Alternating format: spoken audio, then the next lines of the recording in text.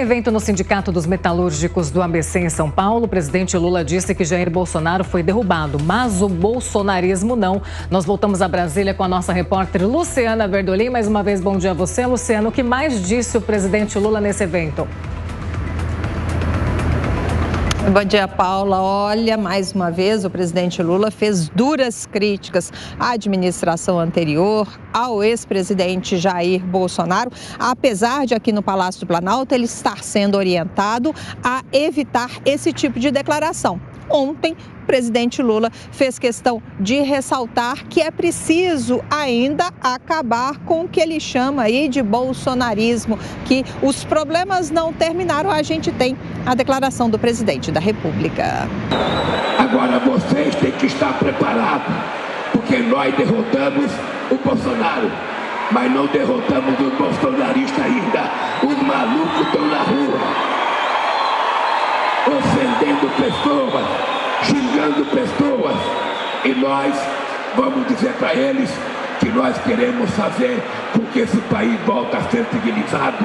As pessoas não têm que se gostar, as pessoas têm apenas que se respeitar.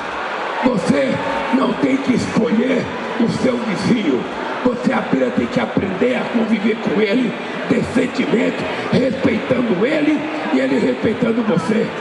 Você não tem que gostar da pessoa que mora na frente da tua casa, nem ela de você. Você tem que se respeitar apenas.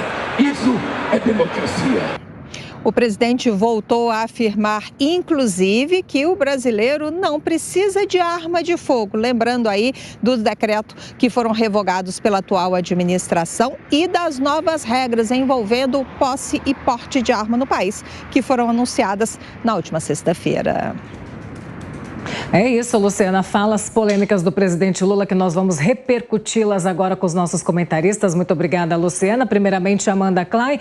O presidente Lula começou falando aí sobre respeito, que você não precisa gostar do seu vizinho, mas você precisa respeitá-lo, mas começou o seu discurso falando que derrotamos o Bolsonaro, mas o bolsonarismo não acabou. Como que você vê essas falas do presidente Lula, ele que já está sendo orientado aí, como a Luciana Verdolim falou, a não utilizar mais esse tipo de fala, hein, Amanda Klein? Paula, primeiro ele tem razão, né? O bolsonarismo não foi derrotado, tanto que a manchete hoje dessa entrevista do Valdemar Costa Neto, presidente do PL, a Folha, é que a posição do Bolsonaro é que vai prevalecer sobre o partido porque ele é o dono dos votos, ou seja, ele reúne esse grande movimento em torno da figura presidencial dele.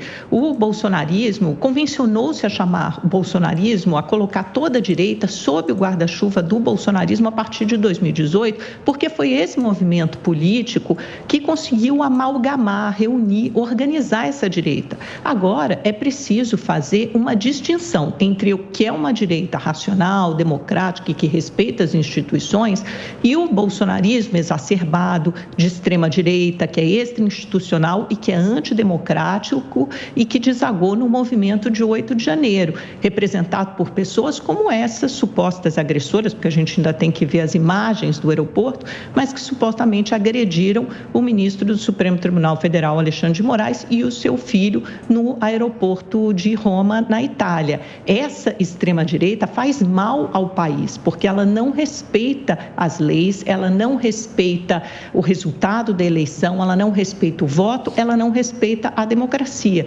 Esse movimento, sim, deve ser derrotado. Agora, uma direita que é a favor de uma pauta diferente da sua própria pauta política, ideológica, de costumes, religiosa, econômica, essa é perfeitamente legítima, faz parte do espectro político e deve ser respeitada.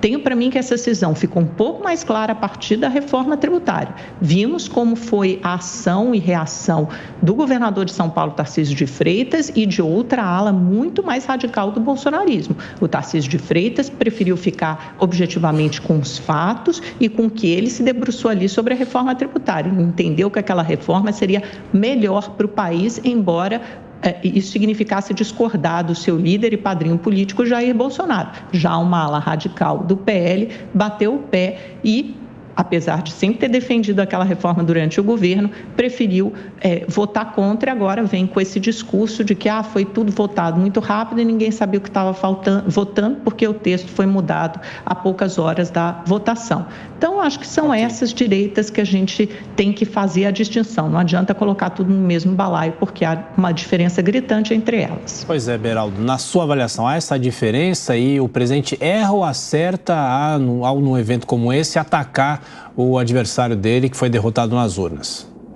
Tiago, a Amanda atribui a Lula um raciocínio elevado que ele é simplesmente incapaz de fazer.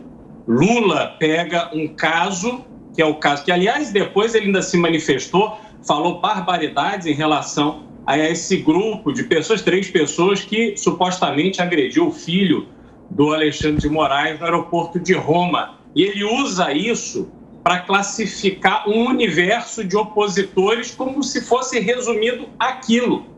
É um grande absurdo ver um presidente da República eleito dizendo que ia pacificar o país, usando todas as oportunidades que tem para poder atiçar, aguçar essa polarização por um mero interesse político eleitoral. Lula se alimenta dessa polarização e este é o grande problema.